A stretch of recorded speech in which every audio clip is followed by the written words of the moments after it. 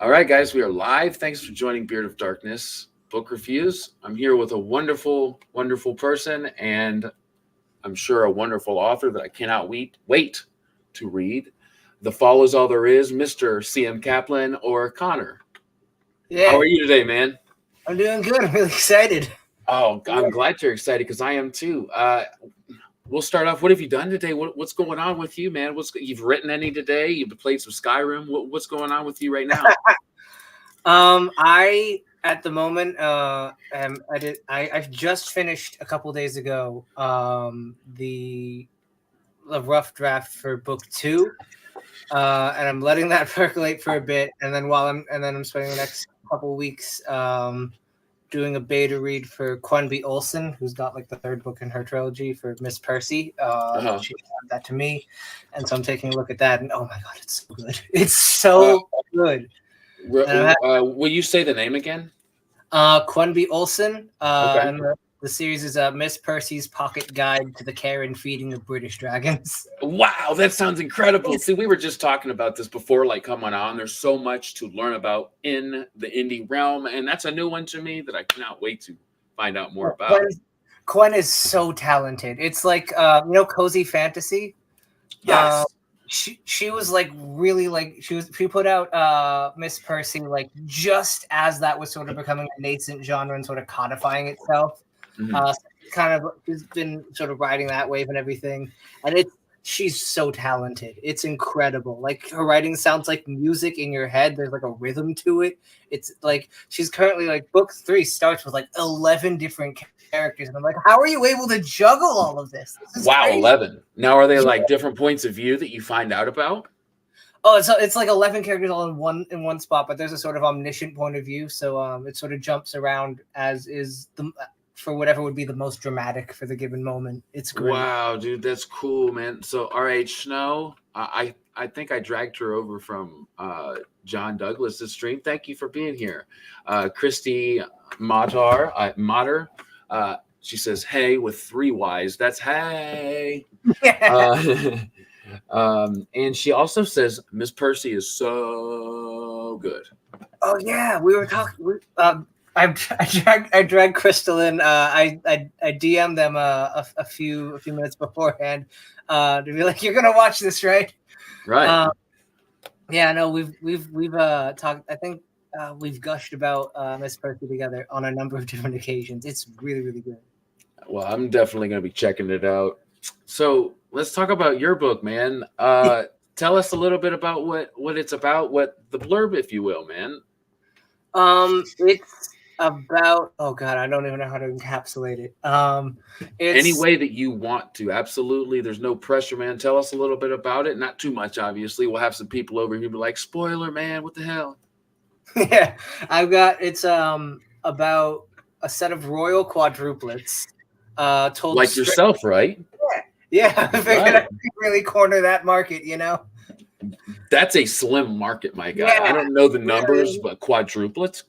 Yeah, I think I remember reading some sort of study once that you're more likely to get struck by lightning than have. Were you an in vitro baby? Can I ask that? I don't remember what that means. So no. So if somebody has a hard time having children, they have it medically. Oh yes, kind of like that was it. Yes, that was how that happened. Yeah. Okay, so it's more likely to happen in that situation than a natural situation, but still very unlikely. Yeah, still, yeah, it's crazy. I'm so sorry to interrupt you, man. No, you're Continue doing great. talking about your wonderful SPFBO 9 finalist book. So it's told strictly from first person point of view with the youngest. His name is Peter Mercy. And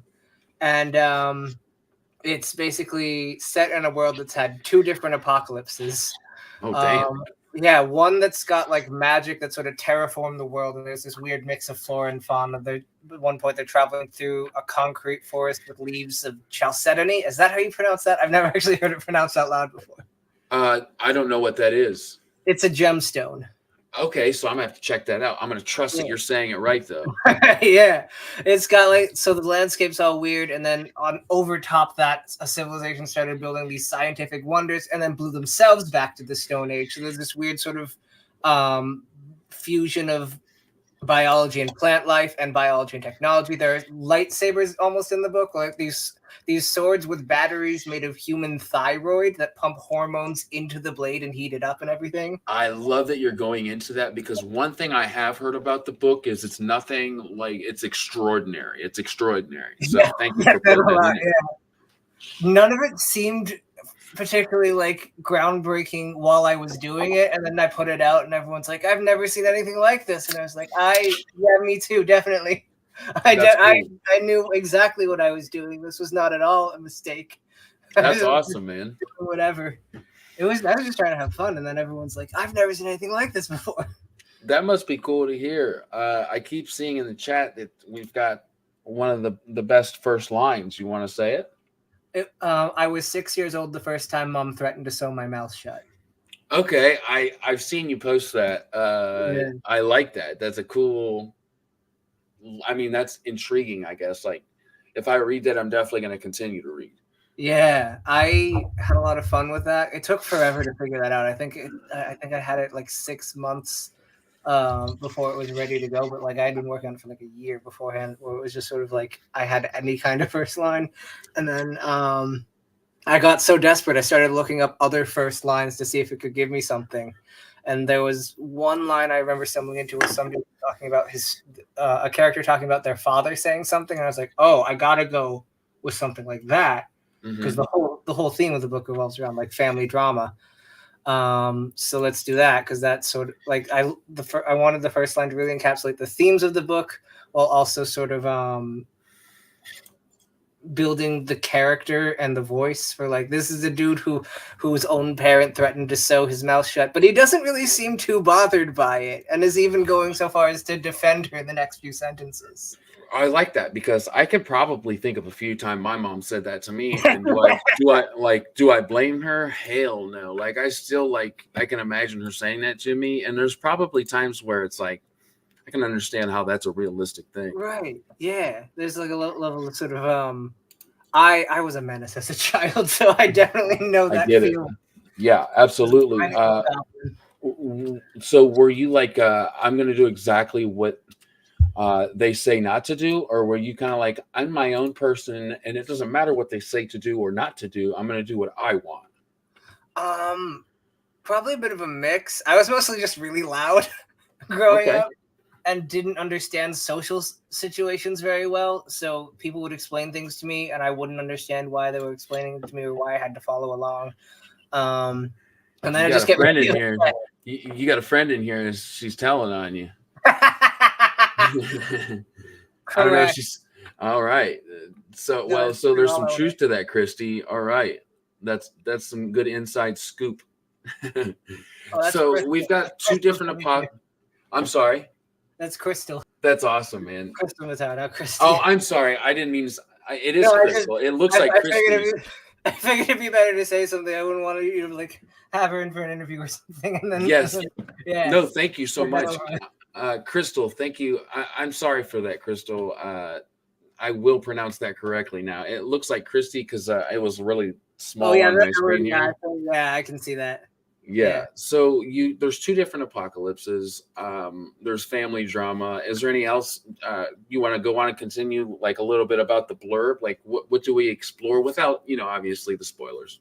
All right. Yeah. So the main character sort of 5 years before the plot begins, he ran away from home and started building a new life. And then his dad dies and his family wants him to come back to sort out sort of matters of succession.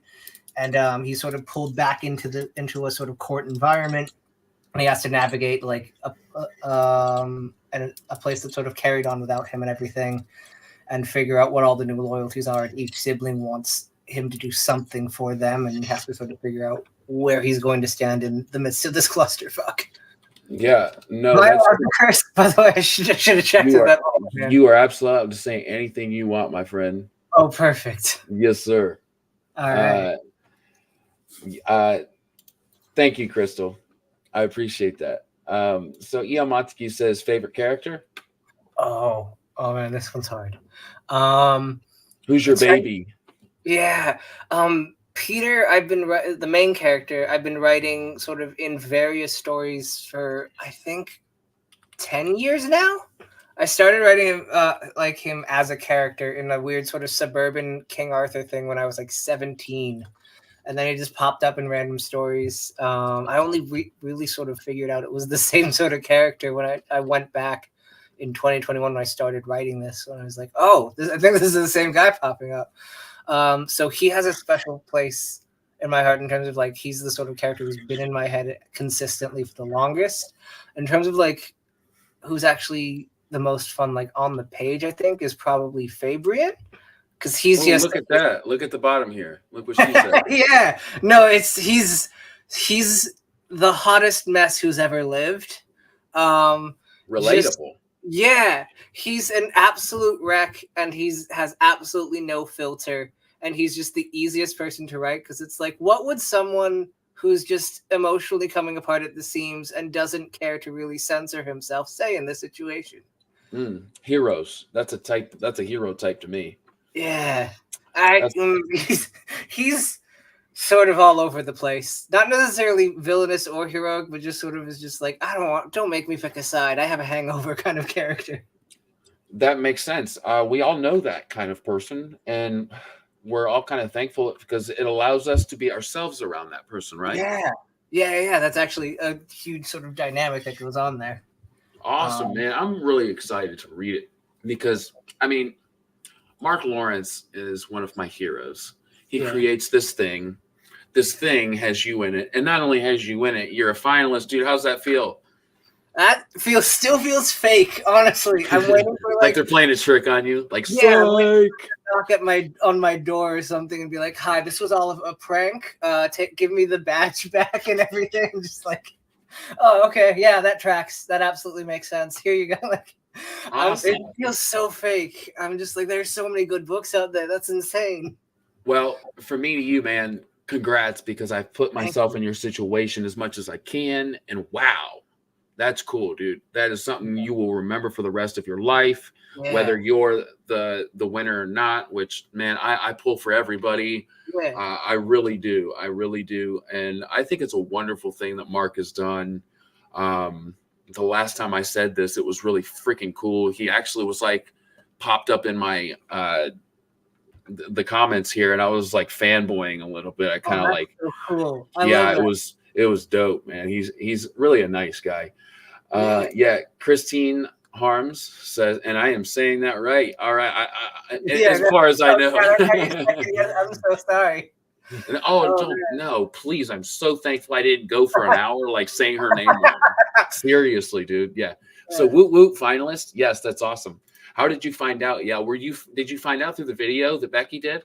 Yeah, it was just like I didn't know until she said it, and it was just sort of like I was thinking I was gonna get cut the whole way through. That's a human thing. It's like I can't be the one that they like, right? Right. It can't be. It's one of those things where I think even going into it, like after I got my review, I was talking about this a little bit before we started, like we went live. I think right before Becky announced the review and everything, or dropped the review, she had skipped a week. So that whole week I was freaking out because I knew I was on deck. And so I was dying the whole time. And I was like, oh, God, clearly she just can't put into words how bad this is. That's what I'd have been thinking. She has to come. She's searching the Webster right now. Right, literally. The word to describe how terrible I am. On thesaurus.com, scrolling through the synonyms for bad. And then by the time it actually dropped, it was really, really good. And it was clearly by that point I was a clear sort of favorite because of just how gushing the review was. But even then I was like, that was the first time I was like, maybe I have a shot at this. But like, you don't want to put stock in that because you don't want to be like, I've got this, I've got it on lock, there's no one else, and then someone else gets it. You can't just like, I would just be crushed. So I couldn't put any stock in it. So it was such a wild headspace to be in. I'm sure. Yeah. Tori Talks. We all know her. She's a wonderful booktuber. Stopped in, said, hey, Connor, I'll come back and catch the rest of this soon. Thank you, Tori. Yeah. Tori, she's awesome, man. She's got a wonderful, honest channel too. She's very honest. She's great. Yeah. So what was your inspiration for this book one? So you did say you're working on book. You finished book two, you said? The rough draft. It is. I need to figure out how to untangle this whole thing. No, that's a part of it. So, what's the Yeah. series called? Four of Mercies. Which what in retrospect, I've had a couple of people be like, "So 4 books, right?" And I have to explain it's a trilogy. So I did not. The series name I could probably have thought that one out a little bit. I have an idea that if we read your book, we'll understand that. Yeah, it's it's just it's about quadruplets and inheritance, and they have the last name Mercy, and that was the best I could put together. No, that sounds super creative, man. So yeah, a little bit about the inspiration behind this series. Yeah, it started with the title comes from a quote from a play called The Lion in Winter. Looking that up. Which was written by the brother of the dude who wrote The Princess Bride. Oh wow! Yeah, and it's nobody's heard of that, right? Of course, everybody's heard of that. Very obscure. Yeah, and it's one of my favorite things to ever exist. The Princess Bride, but also The Lion in Winter. It's just genuinely. I've never seen dialogue that good. There's a movie of it from I think the 60s. Love those movies. Yeah, it's really good court environment, court intrigue, the best dialogue you've ever seen. Wow. It's genuinely there's almost no sort of it's not big on any sort of sword fights or action or anything like that. It's almost all carried by the strength of the dialogue. And I've never seen anything that sort of a conversation in a room between a dad and a son get that sort of holy shit, I'm on the edge of my seat. But also, and then two seconds later, you're laughing your ass off. It's incredible. I'm so glad Tim said this, by the way, because I heard a little bit of what we all do, a little bit of second guessing ourselves in the name of your trilogy. And I love that he said, don't change a thing. Plug in his book because me and my wife were just talking about it. Rise of Dreska, Tim McKay. Gonna have him on soon. All right. Yeah, so he says don't change a thing. I love that. All right. I appreciate that. E.L. Montague says, how long did it take to write? So the first book. I started it May 18th, 2021. And then I think I finished it. There's not a hard date on when I finished it, but the bulk of the changes sort of were done, I think, almost exactly a year later, because I had to fly to California on May 18th, 2022. And that was sort of the deadline I gave myself to finish everything by. And then over the next couple months between then and November, it got much weirder. All the weird stuff came after I'd finished most of the rewrites. And so that sort of started bleeding in from over the course of that summer. And then if I had to nail it down, say September would probably be around the time I finished. So tell me if I'm wrong, because I'm seriously just curious. You get the majority of the book the way you want it, and then you go through for this kind of final look over, and you're comfortable with most of it, and you put those extras in there because you're comfortable with what you've got so far. Basically, I had a beta read by Ryan House. Ooh, okay. And he mentioned something. I already had the cyborg horses in there. That was one of the things that was there from the start, even from the first inkling of the idea. And then he said he wanted to see more tech like that. There's weird and wanted to see that built out into the rest of the world. So I started thinking about it. And while he had been beta reading it, I had been working on a novella that ended up going nowhere. And I was like, I want cooler swords in this. And at first I had the initial concept for the cooler swords was vibrating blades with the vocal cord batteries or something. And someone got really freaked by that. And I was it's a good sign. I'm going to move in that direction because that seemed to really elicit a reaction. And then I was like, shit, I need to make the vocal cord batteries need to go in the sonic guns because that's the only way I can really explain that. Dude, this book sounds amazing. This is great. I was just like, what body part is responsible for regulating sort of temperature? We'll go in that direction. It's like, oh, the thyroid. Okay, that's the battery for the swords. So what about the thyroid? That became the battery for the swords, and that's how I got lightsabers into the book. Dude, that's dope. Yeah, and so it was just sort of finding those threads and sort of incorporating them in. And then from there being like, okay, so if I have this in the book, then I need to have this. And if there's been multiple apocalypses, then the world would really need to look like this. Because how do you explain how they get this weird tech? And it just sort of slowly, over the course of months, it was like very subtle, small tweaks to the world as it went along. So yeah, as we're speaking, dude, I'm like ordering this book. Yeah. I want to make sure I speak with a lot of people. I speak with a lot of authors, and one of the coolest things, there's some really good shit over here in the chats. I'm gonna get to, by the way. Yeah. But No, one thing I want to say is I like to.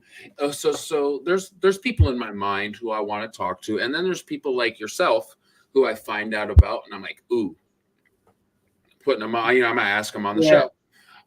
Which really turn out to be some fun people like yourself, some cool I agree. stuff I've heard. Yeah, absolutely. So I like to have conversations with people before I decide to buy their book, man. And, a lot of them I really, I would say half and half. I do find a lot of people I find interesting and hear about their books. And I'm like, ooh, I got to read that. There's some that I don't, but not many. Yeah. The indie space, like we were talking before we started, is so talented, man. Yeah. It's so good. It is. It's really exciting too because we're gonna never ever run out of fun shit to read. Honestly. Yeah, I just and my feel like I'm gonna bookshelf get is getting pregnant. So Montague, I did tag this one. How did you enter the SPFBO? This is really good information for people, especially for people in this chat that I know want to enter that. There's usually like one of those Google forms that I think Mark Lawrence himself sort of tweets out like shortly beforehand. It's filling up faster and faster every year. I think Like minutes, right? Yeah, I think last one this was 40 minutes. It's the first time it was under an hour for this time. So I expect that was huge. That was a huge improvement on improvement. I don't know if that's the right word, but it was much faster than the last year. So I expect next year it's going to fill up way quicker. Like, and it's 300. Yeah, 300. Yeah, 300. I thought. So yeah, thank you for asking that. I'm trying to kind of narrow down that myself, like when this is, because it's important. Crystal did say Ryan House reviewer for Grimdark Magazine. Wow, that's a good bit of feedback. I know those guys. I talked to them actually quite a bit. I've had John Morrow on. Adrian, I know, is a good dude, and all of those guys over there and gals really represent the fantasy genre, the horror genre very well. SPFBO 7 semifinalist. I did not know that. Yeah, I was. I think he was really close to making finals that year. Actually, that's cool. Like really neck and neck with I forget which group he was in, but whoever Esme picked that year. I forget which book that was. Yeah. So, well, I mean, even just 9 different. So 9 different times 3. So we've got 2,700 books. That's a lot of books, man. Yeah, that's so many. Yeah. So lots of cool stuff. So we've got Tim that says, this feels, tell him if he's right or wrong. Does this feel like Hannibal Lecter meets sci-fi? I don't think it's anything. I wouldn't compare it to anything that contemporary. There's no cannibalism. It's more that a lot of this world has managed to grow weird human organs and stuff. Like, it's literally the organs, and the human organs are farmed like out of the ground by people called lab coats and stuff. It's not like a human sacrifice thing. I can't see how it would look like that from the way I've been talking about it, though. Caden, if Caden is usually in here, he's an up and coming. He's about to drop his book, and he has a similar. He may have gotten inspiration from your book, because I do know that like there's some harvesting of organs and the magic kind of thing. So if you're in here, man, pop up. He usually is. We'll see. She said, Crystal says it's new weird post-apocalyptic science fantasy meets family court drama. Wow, that I like that summation. That's it. Yeah, that's you got it. Finally, someone put it into words. Yeah, that's cool. No, when I hear that, I picture a TV show. I don't know which one. Probably a bunch of them. gosh, if I sat and thought about it, but if you're speaking to the Beard of Darkness, or Matt, if you guys want to call me that, my brain doesn't work so fast, so we'd be here for a while. E.L. Montague says, tell us about your team, readers, editors, etc. I don't have a consistent team from book to book, if only because you will now, brother. Yeah, honestly.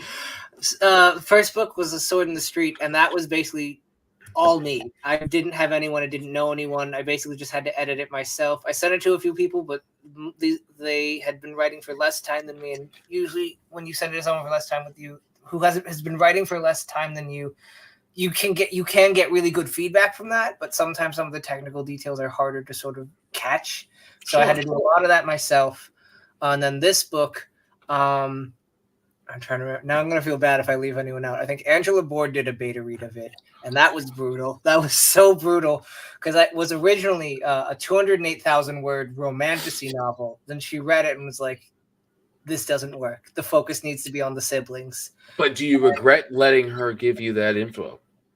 No, not even for a minute. Good. It was the hardest decision I had to make publishing it or writing it because I had to scrap all but 60,000 words. I went in with 208,000, left with 60,000, and then had to build a new story around that. Yeah, that's a lot, man. I went so far in the wrong direction, man. It was brutal. Thank God for what's her name, Christy. It was Angela was the one who did the beta read for that. Wow, and thank God for her. Crystal did Crystal did not beta read for it, but like Crystal was very much a go-to person who I bounced a lot of ideas off of. And so Crystal also, I thought you said Christy, a separate person. Oh no, Crystal, no. Crystal, I promise I would never pronounce your name wrong. That's awesome, man. So you got a lot of good feedback. You've got people on your side now. You've got people who know that you're a finalist. I don't think you'll have that problem with book 2, which is called. The working title for it is The Diplomacy of the Knife. Ooh, yeah. I like that. I stole it from Robin Hobb. That was in I think Assassin's Apprentice. That was a line there that I tucked away one day. What's your opinion on? Is there an original idea? Nah, absolutely not. You're a realist. There's no such thing, and also original. Like you can't focus on an original idea. Like brother, you so much time focusing on getting something original, but that doesn't inherently mean that you're going to have something good. It's I think a much more useful use of your time is often to be like, what do I want to get out of the story that I'm telling? So if you want to do something that's like epic fantasy and you want to hit all the tropes in epic fantasy that everyone's done before, but bigger or like in this specific way, that's going to be way more helpful than focusing on like, I need the most original idea anyone's ever thought of. I love that. I'm going to bounce back. Book Mama says, Connor, your book sounds awesome. Can't wait to read it. Sorry for the echo, guys. I don't know what's doing that. Oh, I didn't even notice it. Let's see if I can fix it. But let's see. He was breaking. Sorry, I have something pop up here on my stupid computer. There it goes. Tori says, I'm curious how you approach writing court and family drama. There are so many threads to keep track of with that. How do you manage keeping track of all the details? Oh man, most of that was keeping the major players down to a minimum. I knew I was going to get overwhelmed and not want to do it if I had like seven kingdoms or 5 houses. I had 3 major families that made, and honestly, one of them was not necessarily factoring in a huge amount to a lot of rivalries. One of them was largely ancillary to a lot of the sort of intricate sort of court drama stuff. So I tried to keep the amount of sort of large scale sort of sides of the conflict down to a manageable degree, at least for me. And then most of it was just sort of not setting out to write a court or family drama as much as it was just sort of like I tried to keep the focus as tight on Peter as it possibly could get. And then a lot of stuff just started to layer in. Usually it was honestly, a lot of it was sort of accidental. like I'd mention something in some part of the plot, and I'd be like, I'll figure out how to justify this inclusion later, and then I'll get to like a later part, and like I'll have the whole thing outlined, but I'll only and then but things will change a bit as I go, and then I get to a point where I'm like, this isn't a satisfactory conclusion to this sort of arc. If only I had some weird plot shaped device. Oh hey, I left that like in the 30% mark earlier in the book, and it's sort of like a lot of stuff accidentally comes together, and you're like, oh, I can use this thing that's just a small sort of like piece of dialogue here to justify that this character is actually doing this thing. And it starts to sort of like, the more you do it and the more you work at it, the more passes you give it, you sort of start to get better at chaining events together over time. That's yeah. As somebody who wants to write, that sounds like the hard part. So what you're saying is, as you write, you're coming together, realizing what you've written, and Yeah. piecing what you're going to write or what you're writing at the moment together, and that becomes easier as you write more often. Yeah. It gets better the more it gets easier to do the more you do it, and then also the more passes and the more you're willing to change a story to suit whatever you're doing, the easier it's going to be to start sort of get it all interconnected. A lot of it, at least for me, I outline a lot, but it's also there's also a level of intuition that comes with it of um of like figuring out how to put a lot of stuff together, because That makes sense. I mean, it's what you want to do is write. What you're doing is writing, and as yeah, you do it more, you become better at writing. That makes yeah, sense. And, we and start to notice intuition is there's a really sort of there's a craft level to it that you get a lot better at identifying. The same way, like if you paint a lot, you start noticing a lot more stuff like lighting and angles and sort of whatever people notice about paintings. A lot of like the longer you do it, the more it's like, oh, okay, so I need to build more tension here. I need to put a thing here to it like fuel some intrigue about this person, and then that gets easier and easier to do the more passes you do on the same book. no, that makes total sense. It really does. And it sounds also like uh, it sounds. It doesn't take overnight. It takes a while Oh to yeah, get there, man. You got to do it, it and takes a that's one while. thing. Yeah. No, go ahead. Oh, I was gonna say I've been doing this for like 10 years, and then I went to school for it. Like I have a degree in it. Like, and I even like before I even went to college, I was reaching out to the creative writing professors. Like, I'm coming for you. What can you offer me? Yeah. So, what's your degree in? It's in creative writing. It's in English with a concentration. So I love that. I was like staying after classes with these people. I'm like, what can you teach me? What can you give me? And then it was like, this is the only thing I'm good at. So I might as well really go all in on it.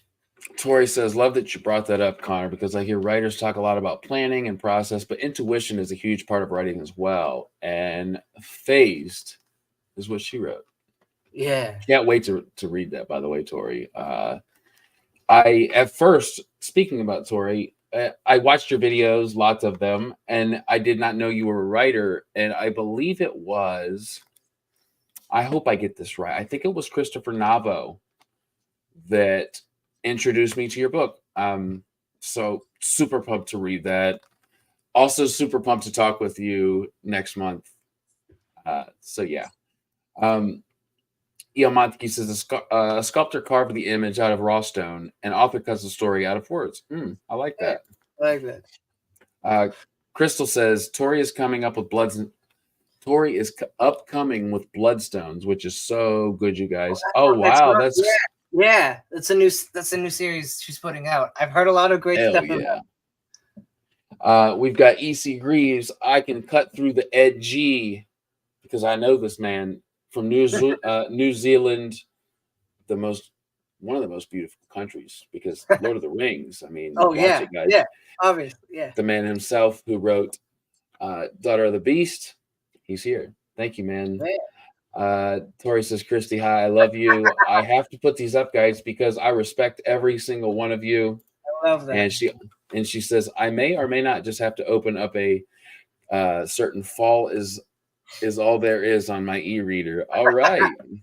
Well, if you've got some, I don't know if she means that she hasn't read it yet or she's going to read it, but let me know. Either way, very excited about all of that. So who was is there any authors? I'm sure there is. when did you first? I'll ask this. Sorry.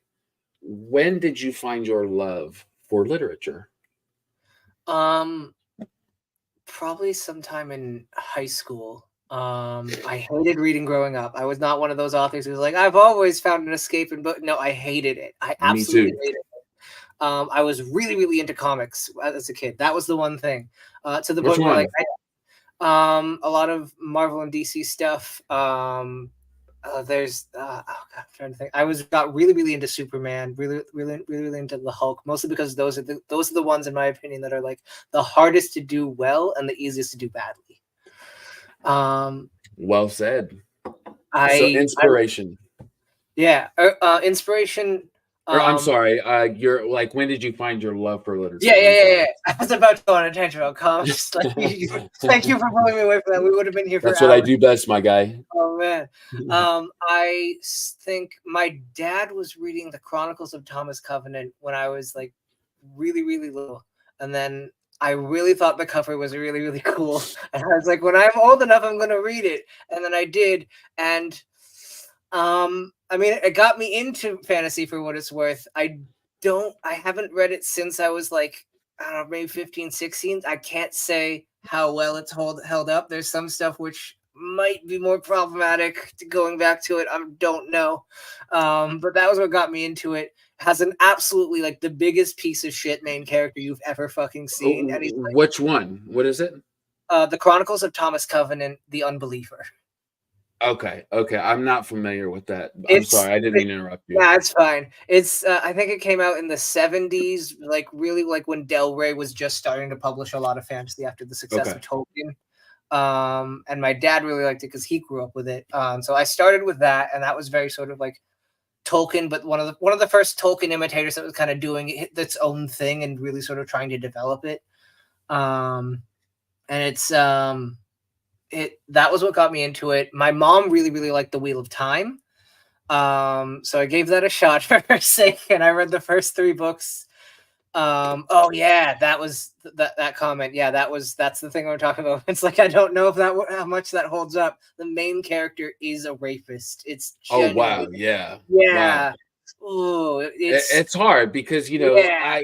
there's got to be some context. He's Rape kind is of like never an okay thing.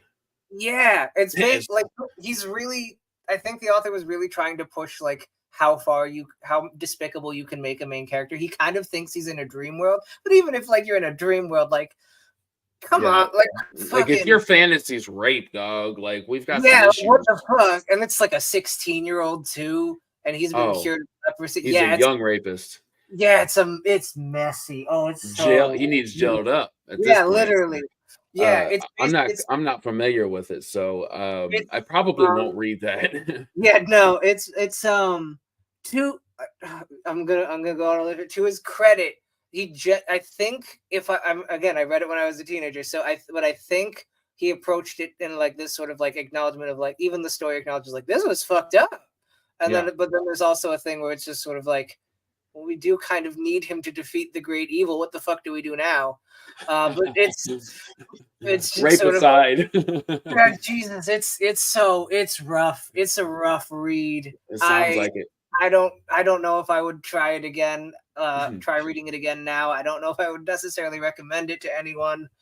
Well, no, but the honesty comes in your answer. And man, seriously, whether it was a good read, bad read, immoral, moral, it doesn't really matter at this point because it's what influenced you in some way or another. Take or leave the good or bad stuff. Yeah, I think the thing it did was it got in my head just because of how brutal it was, and then that was what sort of was like I gotta figure out if there's more of this. Maybe with an actual character I can root for. Yeah. Um, I and mean, then it's hard to root for a rapist. It really yeah, it's is. super fucking In hard. grim dark, like even in Yeah. like the grim dark Even stuff, then, like yeah, they don't go to that level. Yeah, it's um, going from that to Wheel of Time was genuinely like most sort of like an asthmatic getting their first inhaler sort of thing. Like yeah. oh god, I can breathe. Oh thank Are, God. are you a fan of the Wheel of Time? I wouldn't go that far. Okay. My mom loves them to death. I had a great time with the first 3 books and then kind of dropped off. Okay, There's I'm some on book 4, so I don't know whether or not to agree with you. I'm not sure yet. It's one of those things where, for what it is, I think it's pretty good, but like it's very clearly an epic fantasy written by a white man in the '90s in certain ways, and it's like, yeah, for what that is, it's pretty. It does a really good job at what it's trying to do. Yeah. The books are just so long, and there's so many of them, and there's so many good books out there. And that was the conundrum What's I the was tackling. chances of writing a 14 book fantasy series in which none of them are standalones, as far as I know? Oh I mean, man, that's putting a lot of fucking like trust in your yeah. readers, people that And your are publisher too. They could have oh kept yeah. series and everything. It's crazy. Yeah, Uh, so he's one of the only ones I think that will ever be able to do that. yeah. I think the God rest first, his soul. yeah, the first book's actually. I'm doing a lot of shitting on my early influences, and I don't mean to do that because I did really click with Tolkien and George R. R. Martin around that age as well. I have a tattoo that's like Valar Morghulis and Elvish. Yes. I mean, that's identifiable by from a mile. Yeah, and that was Love sort it. of to acknowledge that like those were my earliest influences in the genre in terms of like, um, that was what I was getting into when I actually wanted to start writing. Was I was trying to do stuff that fused Tolkien and Martin, and then around 2019 I read the Broken Earth trilogy and Robin Hobb, and that sort Now, of the caught Broken Earth trilogy is by N.K. N.K. Jemisin. Jemisin. Yeah, Okay, I just want to make sure because before I had my YouTube channel, I'm like you, except later. I started yeah, reading when I was 29. I turned 33 November 14th. So do the math. I haven't been reading very long. yeah.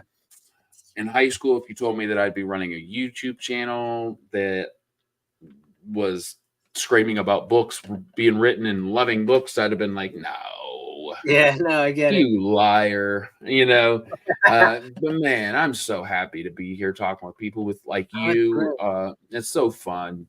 And I love reading. I love it. I think that it's one of the things that before I get on here at 9 o'clock at night, I'm usually rewatching one of the Lord of the Rings or the Hobbit movies. Oh, those are good. We were reading, or no, I keep trying to reading the Hobbit because I talk a lot about this one too. I just got this one. I'm so proud of it because it's freaking beautiful, and I'm sure you'll appreciate it with that tattoo. Yeah. The green Oh screen. man, Yeah, so this is the Hobbit. It's that is gorgeous. fancy edition. Holy shit, that's so good. It comes with all like his original. Oh Like shit. there's, if I can find it, I'll put it up. I'm sure I can. People be patient with me because I really want to show it because it's a very, very early drawing of Hobbiton. Um, what about the Lord of the Rings did you like? I'd never seen anything that sort of big before.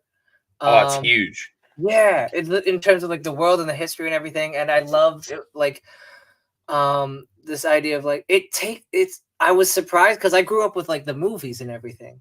Yeah, Um, yeah. Oh, and then I I went to the books and I was like, this thing is really taking its time. It's really sort of sprawling out. Oh, I love that. That's so imagine this, like drawing that. This is such a pre like writing. This yeah. guy was just coming up with these ideas. I mean, this is brilliant. Uh, It's I'm it's plugging this edition. It's no, beautiful. I don't blame you, honestly. So Tori said during our conversation earlier, talked about the red badge of courage changing the way you wrote combat/violence. Care to elaborate on that? Yeah, I was DMing with Toya earlier today about war stories, and the Red Badge of Courage was something I read I think in 2017. And it's a civil war story. I think written really closely after the Civil War, so I think it was fresh. I can't remember if it was actually a veteran or someone who interviewed a lot of veterans of the Civil War. Mm-hmm. But I remember reading it, and there was a specific. I can't remember the specific battle, but like this dude used such specific language to describe everything going on. Like I think he just there's a line about I'm gonna get a lot of the details wrong because it's been a while, but I think there's a line that compares like the gun smoke or the gunpowder that's sort of still kind of hot in the air is like crackling hot stones and everything, and it sort of feels, and you can, his boots are so thin you can feel the sort of ground, the rocks underneath sort of caving. It's like walking barefoot. He describes like a girdle of hills and trees and stuff, and it's just sort of like very, very vivid language and very just Ooh, I sort of love like that. a The kind ton that's of, like, ooh, I feel that. yeah, it's like a ton of sensory detail worked in that really sort of had, and it was like, especially for like a big battle, you're very much trapped in one person's like mind. It's like you're behind their eyes and everything, and just, you can't see the bigger sort of thing going on. The You're just personal sort of, thing. right, you're just trapped with like there's just bodies everywhere. Holy shit.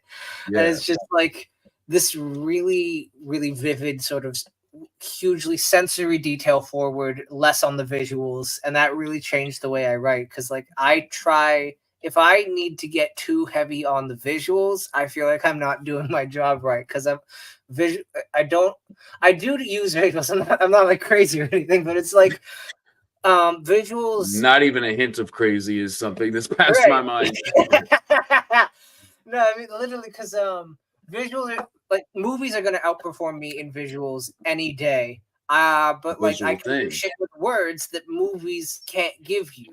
So I Mhm. want to be able to give you like a very visceral experience that you wouldn't be able to get from any other form of entertainment. Man, I think so many people are. I think people are going to resonate with that so much, man. Like me personally, it's something that's very important to me.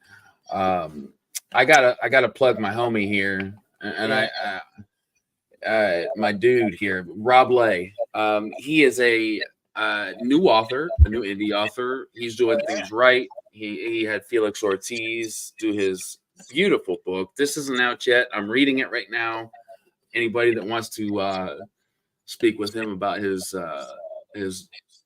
reviewing his book, I think you should very much do so. It's wonderful. Rob Lay. He's got the Pathfighter coming out November 20th, I think. Just started it. It's wonderful. So I wanted to. He dropped in. I wanted to make sure to do that. Good guy. Very nice guy. Hell yeah. So Tori says, yes, I love that. Some Okie dude, my guy here, he says, nice to see a fellow Civil War buff. Yeah. It's always nice because that's history. You can't forget history. Right. Yeah, I was talking about that with Tori earlier, where it's like, yeah, if you don't recognize a history, especially the bad shit, it will return. It will return. Yeah. And I think people nowadays are so easy to say, oh, I don't like what happened, so I'm not going to talk about it. I'm not going to teach it. I'm not going to represent that. And it's not good to represent that, but it's good to teach it because it will repeat itself.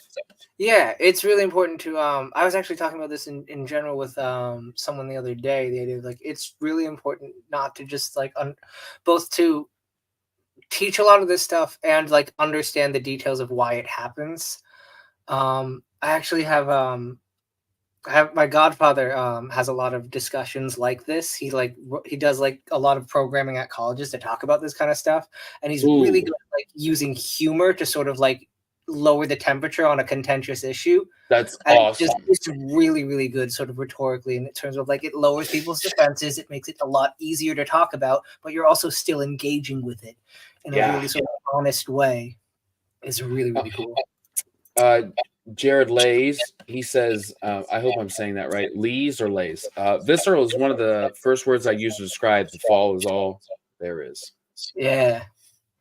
It's one of those covers or one of those names that I have to make sure I'm saying it right. But when you think about it, man, it makes so much sense without even reading the book yet. Yeah. It's one of my favorite quotes from the line in Winter, just because it's part of an exchange where another character is going like, does it really matter the way a man falls down? And the response is, when the fall is all there is, it matters. Ooh, I love that, dude. And kind of this is based towards me. Samoki dude says, how do you find all these authors? I put a lot of heart in what I do. I love people and I love authors, and I find very interesting people who I think are going places and people who I think have the potential to go places and talk with them. So that's Yeah, my answer with that. that's really cool. Yeah, man. I've spoken with other booktubers, and some of them aren't willing to talk to the small guy. Not that you're a Yeah, small guy at all. I'm yeah, just saying, I get it. uh, I'm that guy. Yeah, I'm going to have a shelf full and a lot of interviews with people who weren't as big as they will be, right. because I've got faith in all of you guys. I promise you, I Oh love yeah, all of you. I was absolutely nobody. Like even like this time last year, I had almost like no following. I like um the first year I was publishing in 2021, I only sold about 200 copies, Mhm. which is a lot better than a lot of people. But it was just it's not that's not like I'm not making sort of Ryan Cahill money. Is it Cahill or Cahill? I forget every time. Cahill. It's Yeah. Cahill. I have to correct my wife. So I only know that from Mike's book reviews. He actually, the first thing he asks him in the interview is, "How do I say your last name?" Very respectful thing to ask people, by the way, if you don't I know. always forget. I always It's forget. I think Cahill. this is the first time I've even said it out loud. Ah, man. But I'm not bringing in that level of sort of sales. Like, but I'm doing way better than I did with the first release, and I think that's probably going to continue. I'm Upon so happy to hear that. Yeah, it's really great, Yeah. and it's like I'm glad that people are not are like I'm glad you're getting a ton of interaction with the community, and that like getting stood up for people by people who only just sort of want to interact with more popular sort of people. That's I don't know. That's That's gross. dope. And yeah, I totally agree with you. There's really nobody who so Ryan Cahill, by the way, speaking about him, Yeah. wonderful author, great guy. I'm actually having him on at the end of the month. Well, hell yeah. Yeah, it's gonna be super dope, man. It's like I can't wait. But at the same time, like, he started somewhere. Like, he has a start. He's a human. Oh, He wakes up and goes to bed just like you do. I think he talked about a while back. I remember seeing a tweet of his that I think when he started, he was like buying up. He or his wife or someone was buying up copies of his own book just Uh-huh. to move copies or something. And now he's like a fucking giant. It's crazy. It's so cool. And from what I understand, if you ask him what his secret is, it's hard work. And not that I think that, in fact, I think that's something that's more popular within the indie um, realm. Lots of hard work's going on, and if you Yeah. you have to market yourself. I mean, it's Right. part of being an indie author and a Oh, right. published author. Traditionally published authors too. Like if you don't sell a million copies like Stephen King, you have to market yourself. Right. I think there's also I think he's been upfront about like he really put a lot of work into ads too. And like there's like I really sort of admire that. Cuz like I think there's a sort of stigma in a lot of publishing where it's like you don't want to it I feel like there's some people who think of using ads as like cheating, but it's like no, that's like a viable business strategy, and it's really cool to see like someone talking about that to sort of get your that's a really good way of getting your work out there. And if Yeah. you've got the sort of ability to play around with that, that's really cool. Yeah, it is. I mean, what I always say is to each their own. What's working for you works for Right. you. What works for the next guy, I'm not going to judge you either way. Like, do what you Yeah. need to do to get yours. Right. So, It's really cool just to see any way that authors are getting their work out there. It's really cool. because that's the thing. When I was first starting, I was baffled by the amount of people say, "Hey, will you review my book?" And uh, it comes down to people wanting to get the work out there, and Yeah. also reviewers not being dicks. Like, Yeah. uh, don't accept something you're not going to read or wouldn't read. So I got a really good piece of information from Andy Peliquin, Yeah. and he said, if somebody wants to send you their work and you would read it and you will eventually read it, accept it. And because I was feeling really bad, because it takes me a lot of time to get to Oh reviews yeah, and yeah, yeah. stuff like that. So I think that was a really good piece of information. And if you would read it, accept the book, because authors are very happy to get their work out there. I guess that's kind of what I'm going back to.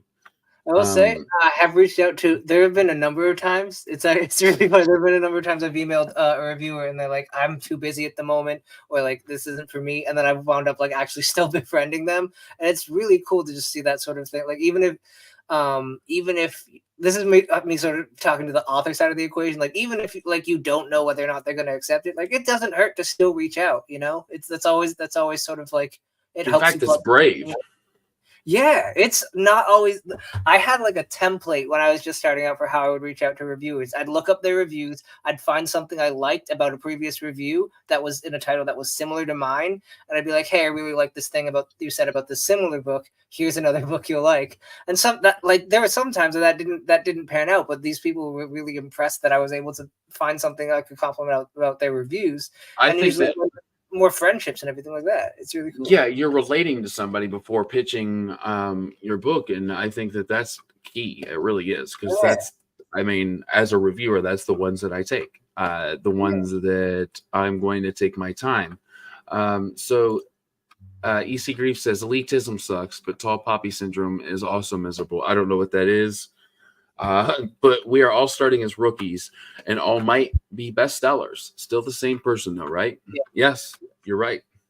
I think tall poppy syndrome is when the top, like if a tall pop like something grows high enough, it's going to be the one that gets cut down before any of the others that are still sort of like at a lower vantage point. Oh wow, that makes sense. That badly, but yeah, it's something like that. Tim did say he agrees. EC, I think that's a great point. Now that I kind of understand it, Some Okie Juices. I meant, how do you find them, Matt? The author. How do you find them, Matt? The authors. Oh, how do you find out you're interviewing? I think is the question. You must be doing it, right? I think they're asking how you find the authors you're interviewing. So I'm probably just being simple-minded, but probably through other booktubers, or maybe I'm still not understanding. I don't know. You do a lot through Twitter and everything. I do. I kind of wait for. Oh, do you email Discord? Yeah, I got what you're saying. Okay, yeah. So I usually go to like so for you, for instance, I knew you were on Twitter, so I commented or you sent me a DM. Yeah. Other people, like for instance, I'm gonna go all out right here and tell you, like somebody like Brent Weeks, who is somebody that I'm very anxious, along with Steven Erickson, who would be but you're Steven Erickson. I was gonna ask how she did it. Yeah. Man. So what I did was just contact them through their emails. Usually they have like an about me or contacts page, and just email them. If I get a hit, I get a hit. If not, I'll try again probably in a week or so. Right. Yeah. If you're not tenacious, the big guys won't see you're there. Yeah. So Tim Wolf, my guy, he says, huge congrats to CM for being a Spiffbo finalist. Thank you. I love that. Yeah, Tim Wolf, my guy. He's always here for my lives, man. Wonderful guy. Hell yeah. Door knocking, baby. Yes. Yeah, I love that. I was talking about this to in an interview, I think with Rune Nielsen the other day, where it was like the biggest or the best advice I could ever give anyone, at least that who are like authors, or it probably works for any industries. They talk to people who know more than you. It's like, get with people who you think are more talented than you, or who have something that, like, I wish I could do something that well. I wish I knew all the cool people that they knew, like anything. Like if they have something that you really wish you could do as well as them, reach out to them. Usually these people are really, really nice and really want to hear that kind of engagement and everything. It's very rare to be seeing someone who's like, I don't want to deal with you plebeians, you know? I'm going to give you a success story. I'm so glad to tell somebody, because Yeah, it just gave me. It just happened today. In fact, I told my wife. She was actually mad at me at the time, and I still told her, like knowing she wouldn't even like hear it. But so, um, I messaged this author who was pretty big, and it was probably like 4 months ago. And I saw that he's seen the message, and he didn't respond. Didn't hurt my feelings. I still Yes. love and respect this guy. And today it just randomly popped up and it said, "Hey, I forgot that I didn't message you back. Um, can't wait to talk with you, Mr. Mike Shackle." Oh, that's so cool. Yeah, dude, I can't wait to talk. So That's don't give incredible. up. Yeah, so don't yeah, reach out to your people, man. If you want to Yeah. talk with them, chances are they're gonna at least respect you and say, maybe not right now, because let's be honest, this is a business, guys. Yeah. If it doesn't work at the time for them, a lot of times they'll be kind with you. If they're not, that kind of comes with being a human. Also, there's Yeah. there's people who aren't so kind. But I'll tell you, he's been kind the whole way. Uh, that was just one of the stories that I wanted to tell because That's it pretty can cool. happen. Yeah. Um, so Tim McKay says, sometimes it's as simple as a tweet out into the void. I saw one from Matt before I'd ever heard of him. I saw the name of Beard of Darkness, instant follow.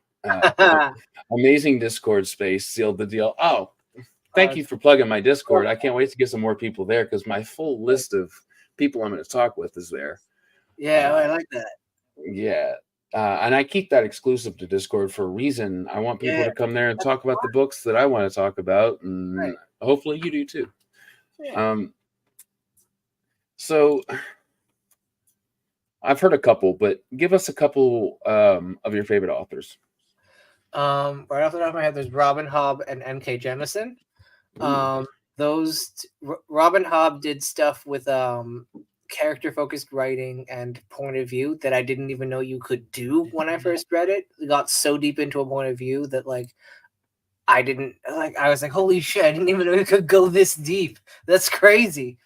I've heard and that. Also sort of the perfect encapsulation of no original ideas. Like if you were to describe the plot of any Robin Hobb book, it would sound like the most generic thing you've ever heard. But like the way she tells the story is so unique in a way that only she has ever been able to do, that it's just sort of like everyone is tuning in for that. N.K. Jemisin does things with words and relationships. Like she does this thing where even the relationships have their own sense of character to them, and is just sort of absolutely incredible with world building and scope and the ability to sort of use stories to they're both their own thing, and you can read so much more into it about just a level of experience that like it's one of the most sort of empathy building sort of series of books I've ever read with the Broken Earth trilogy. It's genuinely it blew my mind when I first read it. Crystal Matar as well is another sort of author that is like huge influence. I first connected with Crystal in like 2021. I read Brightwash and then would just DM them to yell at them. Be like, this is a slow burn? Why aren't they kissing yet? This is crazy. Like, I had never tried romance before, and it was like a grimdark as well. And so it's wow. It's grimdark romance. Fantastic. One of the best books you'll ever read. It's crazy good. I have to get with you on that because what was the author's name? Crystal Matar. This is the one you were replying to earlier. Oh, wow. Crystal. Okay. Yeah, okay. yeah. Thank you for that, man. That's cool. Grimdark and kind of romantic. Yeah, it's really, really cool. I never thought I'd be into romance, and then I tried that, and I'm like, God damn, I am rooting for this some smooching. And Crystal said, Connor. Yeah. Except it was like, Connor, I think. They're probably freaking out. Oh, that's super cool, man. Nick Horvath, who is it all comes together. I think he's right on that. And dude, this guy's writing some cool ass, kick ass, anti-hero, I don't give a shit type books. Check him out. Yeah, and he uses a sledgehammer too. So Oh hell yeah! you're right. Watch out for some bleeding skulls, guys. Rob Lay says Princess Bride syndrome. Now I don't mind so much. Right. So I want to also. I love that, by the way. The not only incorporating people in the chat because man, that was breakthrough for me. That's super cool. Uh, Yeah. where can people find your books, and where can people follow you? My books are on Amazon and Audible. Or at least the Fault is All There is on Audible. The other one is not. But you can find them on in paperback and ebook on Amazon. And I am at the CM Caplan on Instagram, Twitter, Blue Sky, TikTok. Basically, all the everything that's cropped up since Elon Musk bought Twitter. I'm at the CM Caplan on basically all of them. I will have all that in the description. Oh, yeah. If not tonight, in the morning. It will probably be tonight, though. Uh, Tell us about the audiobook a little bit before we go. Who did it? And yeah, who did it?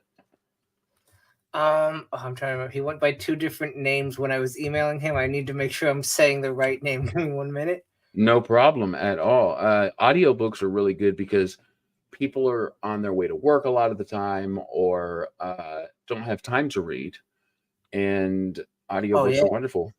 Audiobooks are phenomenal. Okay, it's Scott Fleming. He went by a different name. I think it was a pen name while emailing. I wanted to make sure I got the right one out there. It was Scott Fleming. I reached out to him, I think earlier this year, because I do not have the money to pay for it, and so I was going to do a royalty share thing. I was not expecting to get any sort of traction, but I reached out directly to him, being like, "Hey, I really like the stuff you've narrated. I'd love to work with you." And then he got back to me and asked if I had any sort of marketing plan because he didn't want to do all this narration and then have it only sell 8 copies. Yeah, Here's the barest marketing plan. And he's like, all right, your book looks really cool. If you have a marketing plan, I'll do it. We'll get it out in June or July, and then I got it out towards the end of June. And he's really talented. He really did it so much justice. I love it. I love it. I love what he did with it so much. We're gonna talk after this. We'll get some links. So guys, if you're watching, please check back for the links and stuff because I'm super excited about the links in this video, especially wow, you've inspired somebody. Nick Horvath, the guy that I was just talking about. I'm gonna look him up. Sledge Needs Audio. It does, brother. I promise it does. Somebody really badass, and he sounds like a really badass guy. So I'm gonna, like I said, have all the links in the description. I like to use this last little bit as a time to reflect and or ask you to highlight something that we've talked about or something we haven't talked about a little bit more. Do you have anything that you want to shout out from the rooftops about? Honestly, I'm just really excited to have the opportunity to talk with so many people. I just really appreciate this community and everything, and the way everyone I really appreciate you boosting all these authors and everything. Yeah. And I'm just really happy to be here, and I'm really happy to sort of be part of this community and everything. Man, I love that because I tried to do that as much as you just did. Talk about this community. That's wonderful because this community is amazing. So I do want to talk about on the 18th. I'm talking with David. Oh hell yeah! He's the founder of Find Fi Addict. So nice. I'm part of that. I just released a review of The Claw of Craving by Joseph Sale. Oh, wonderful book. If you guys like a little horror Barker-esque book, if you're faint of heart, please do not even touch it. But if you are, you should pick that bad boy up because it's wonderful. Thank you guys for tuning in, all the people who stuck around, chatted. But most of all, thank you so much, Mr. CM Caplan. I know your name's Connor. I'm going to call you Connor, but CM Caplan's what you go by on your books, so I will respect that name. Absolutely. I appreciate you, man. And I hope you keep doing what you're doing. And yeah, until next time, guys, This is Beard of Darkness Book Reviews. Thank you very much. Yeah, thanks for having me on.